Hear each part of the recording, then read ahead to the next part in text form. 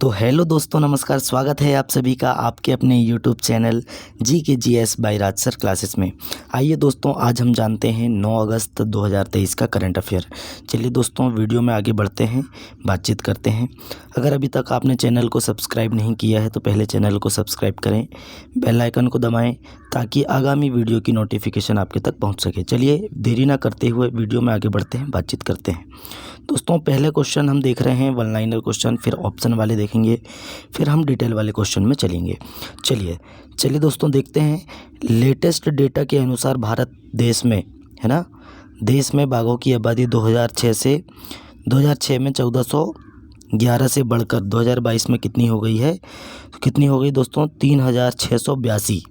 ये भी आपको याद रखना है, कितनी हो गई है? 3682 हो गई है। T20 इंटरनेशनल क्रिकेट में सबसे तेज 50 विकेट लेने वाले भारतीय गेंदबाज कौन बन गए हैं? तो कुलदीप यादव बन गए हैं। कौन बन गए हैं दोस्तों? कुलदीप यादव बन गए हैं। नेक्स्ट है, ओडिशा उच्च न्यायालय के मुख्य न्यायाधीश के रूप में किसने शपथ ली है? तो सुभाषिष तलपात्रा। कौन है दोस्तों? सुभाषिष तलपात्रा जी ने ली है। चलिए, ओडिशा उच्च न्यायालय के न्यायाधीश, मुख्य न्यायाधीश के रूप में।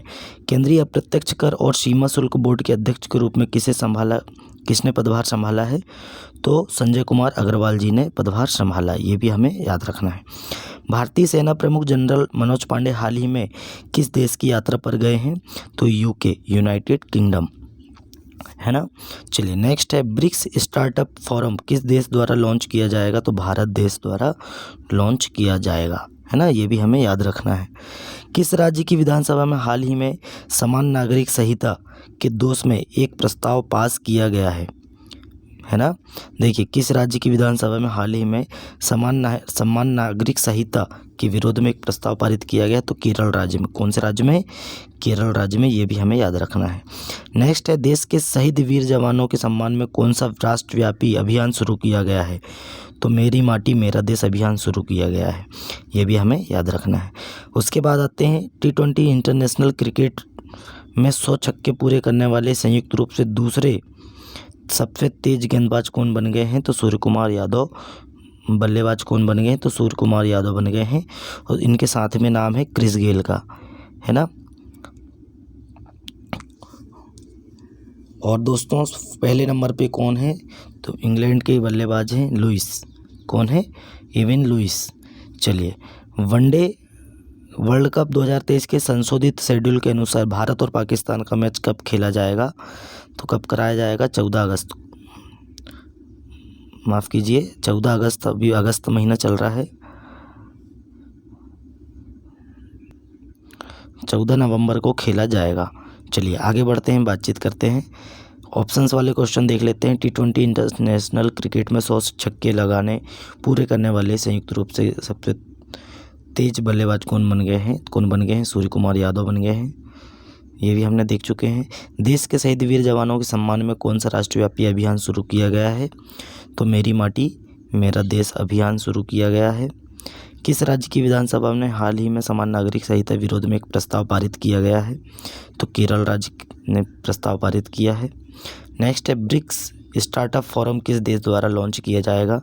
तो भारत देश द्वारा लॉन्च किया जाएगा। ये भी हमें याद रखना है। चलिए, केंद्रीय प्रत्यक्ष अप्रत्यक्ष कर और सीमा शुल्क बोर्ड के अध्यक्ष के रूप में किसने पदभार संभाला है? तो संजय कुमार अग्रवाल जी ने पदभार संभाला है। इन्होंने विवेक जौहरी जी की जगह ली है। भारतीय सेना प्रमुख जनरल मनोज पांडे हाल ही में किस देश की यात्रा पर गए हैं? तो UK, यूनाइटेड किंगडम। चलिए, नेक्स्ट है, ओडिशा उच्च न्यायालय के मुख्य न्यायाधीश के रूप में किसने शपथ ग्रहण की है? तो कौन है दोस्तों? सुभाषिष तलपात्रा। इन्होंने ग्रहण की है ना। चलिए आगे बढ़ते हैं दोस्तों। अब हमारे ऑप्शन वाले, वन लाइनर वाले समाप्त होते हैं। अब हम आते हैं डिटेल क्वेश्चन में। दोस्तों, ऊंचाई वाले क्षेत्रों में बढ़ेगी निगरानी, भारतीय सेना में शामिल किए गए स्वाति माउंटेन राडार, है ना। देखिए दोस्तों, ऊंचाई वाले क्षेत्र देश की युद्ध क्षेत्र निगरानी और टोही क्षमताओं को मजबूत करने के लिए भारतीय सेना ने स्वदेशी रूप से विकसित हथियार लोकेटिंग रडार के हल्के और अधिक कम्पैक्ट संस्करण को शामिल किया है, जिसे स्वाति माउंटेन कहा जाता है ना। और उत्तर प्रदेश के आगरा में हुए एक समारोह में सेना स्टाफ के उप प्रमुख लेफ्टिनेंट जनरल सेबी चौधरी ने रडार प्रणाली को हरी झंडी दिखाई।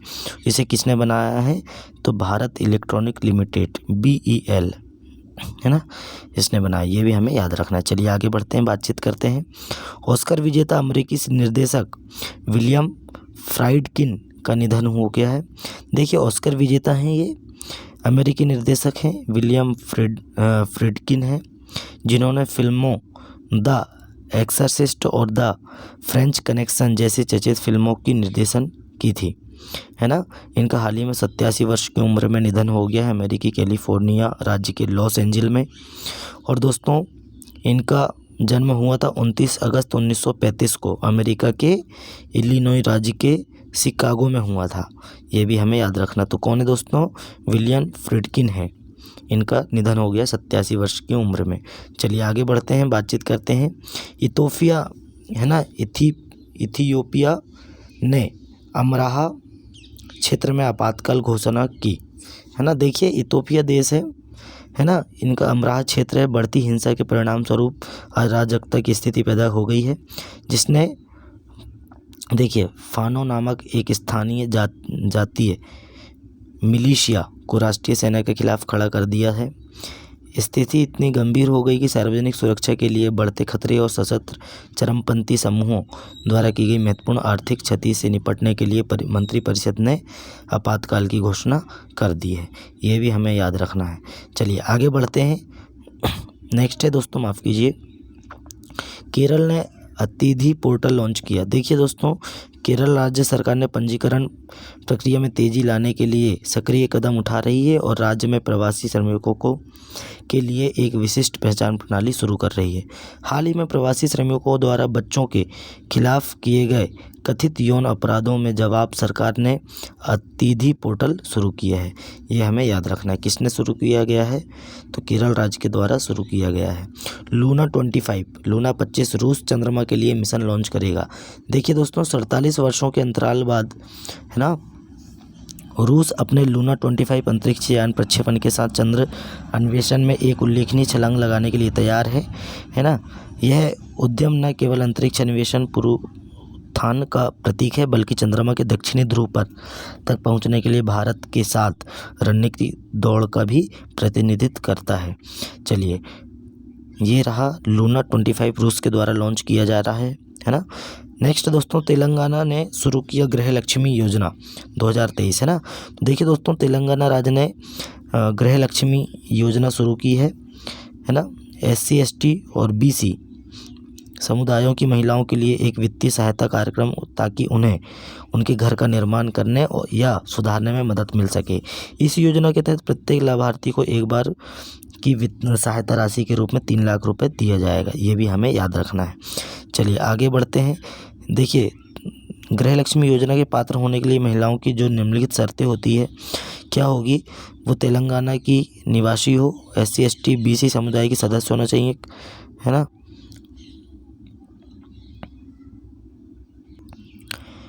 तो देखिए दोस्तों तेलंगाना की निवासी होना चाहिए, SC ST OBC समुदाय के सदस्य होना चाहिए, कम से कम 18 वर्ष की आयु होना,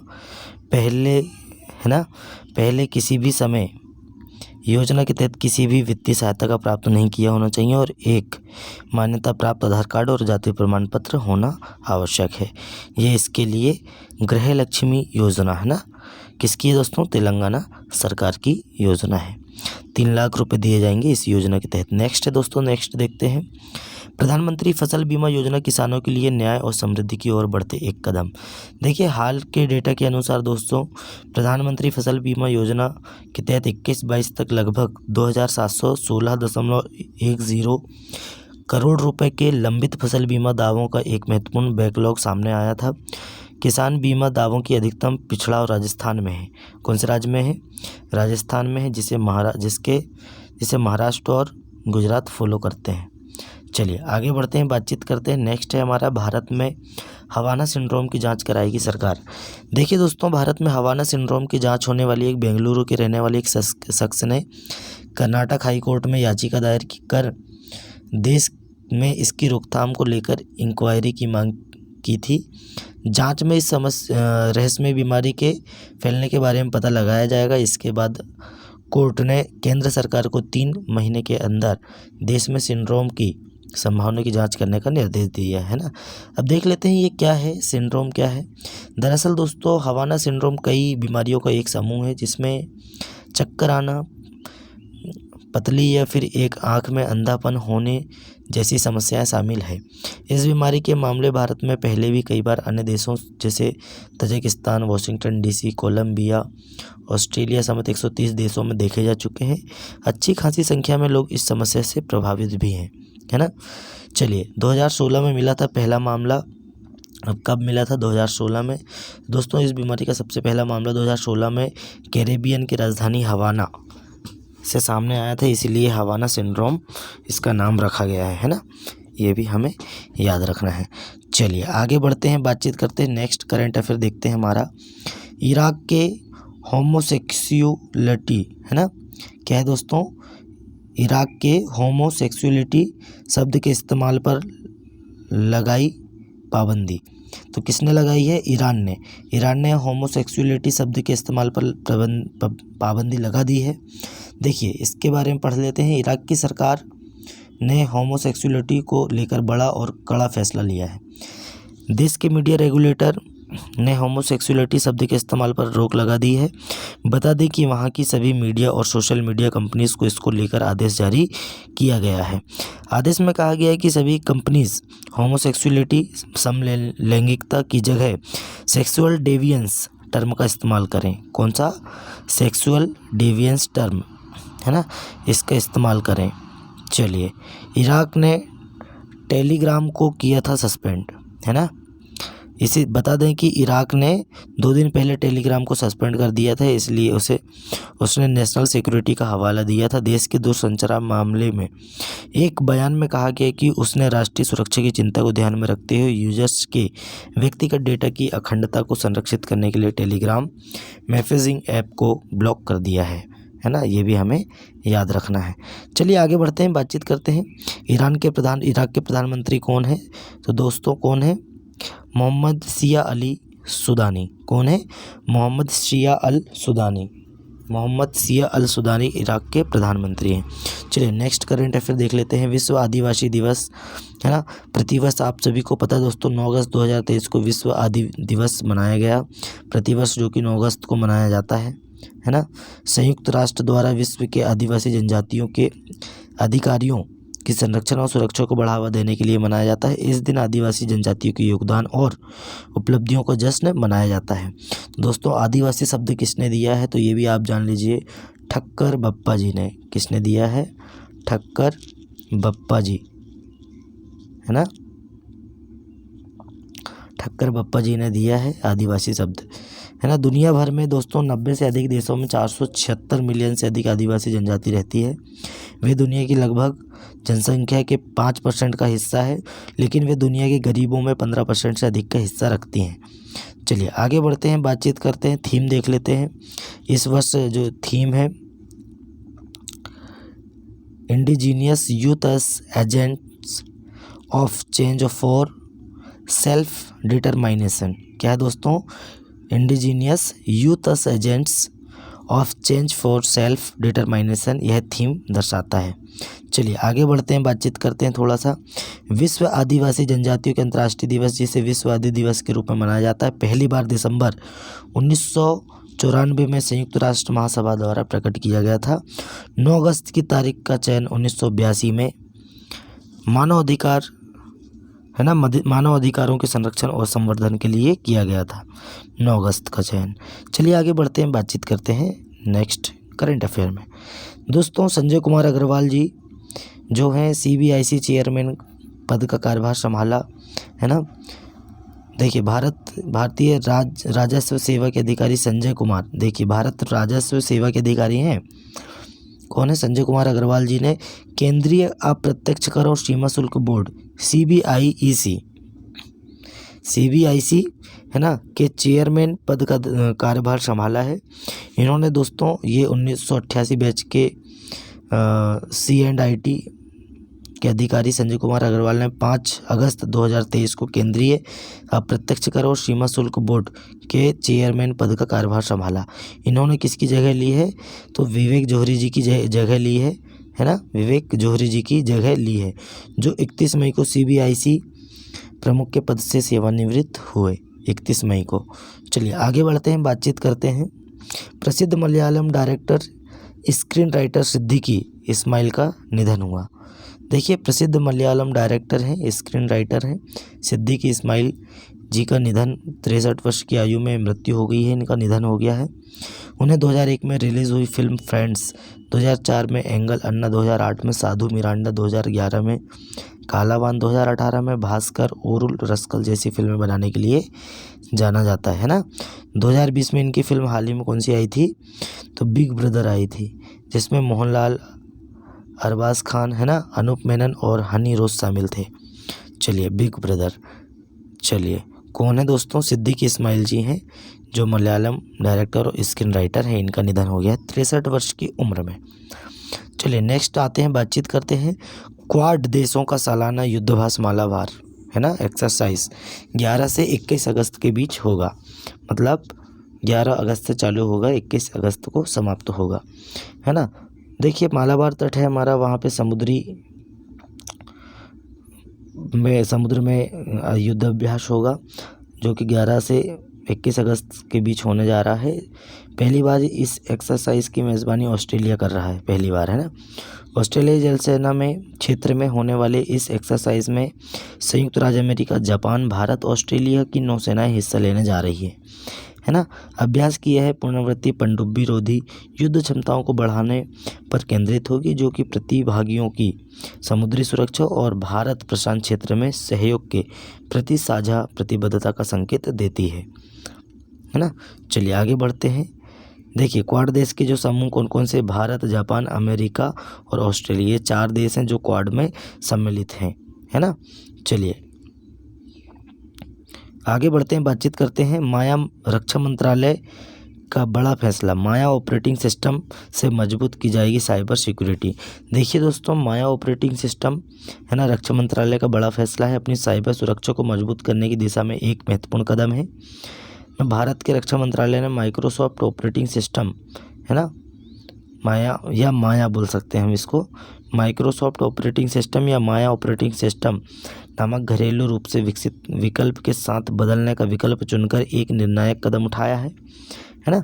इस रणनीतिक कदम का उद्देश्य दोस्तों बढ़ते साइबर खतरों के मद्देनज़र देश के साइबर सुरक्षा उपायों को उन्नत करना है ना। और दोस्तों, दरअसल रक्षा मंत्रालय के कंप्यूटर्स में अब माइक्रोसॉफ्ट ऑपरेटिंग सिस्टम की जगह माया ऑपरेटिंग सिस्टम का इस्तेमाल किया जाएगा, है ना। ये भी हमें याद रखना है। चलिए नेक्स्ट है, न्यायमूर्ति सुभाषिष तलपात्रा ने ओडिशा उच्च न्यायालय के न्यायाधीश के रूप में शपथ ली है। देखिए, न्यायाधीश हैं, न्यायमूर्ति कौन है? सुभाषिष तलपात्रा जी हैं। इन्होंने ओडिशा के मुख्य न्यायाधीश के रूप में 33वें मुख्य न्यायाधीश के रूप में शपथ ली है। और इन्हें शपथ कौन दिलाए हैं? तो उसी राज्य के राज्यपाल, मतलब इन्हें शपथ कौन दिलाते हैं? जिस राज्य के में मतलब उच्च न्यायाधीश के पद पर नियुक्त हो रहे हैं, उन्हें शपथ वहीं के राज्यपाल के द्वारा दी जाती है। तो वहाँ के राज्यपाल कौन है ओडिशा के? तो गणेशी लाल, प्रोफेसर गणेशी लाल जी हैं, है ना। और इन्होंने न्यायमूर्ति S मुरलीधर का पदभार संभाला है। चलिए आगे बढ़ते हैं, बातचीत करते हैं। और दोस्तों देखिए, वह 2 महीने से कम की अपेक्षाकृत छोटी अवधि के लिए मुख्य न्यायाधीश का पद संभालने के लिए तैयार है। 3 अक्टूबर 2023 को सेवानिवृत्ति के साथ समाप्त होगा, है ना। मात्र ज़्यादा दिन के लिए नहीं है, 3 अक्टूबर 2023 को ये सेवानिवृत्त हो जाएंगे। चलिए दोस्तों, आज का वीडियो यहीं समाप्त होता है करंट अफेयर का। कमेंट करके बताएं वीडियो कैसा लगा। अपने दोस्तों में ज़्यादा से ज़्यादा वीडियो को शेयर करें, लाइक करें और चैनल को दोस्तों सब्सक्राइब करना ना भूलें। चलिए मिलते हैं नेक्स्ट वीडियो में, तब तक के लिए जय हिंद, जय भारत।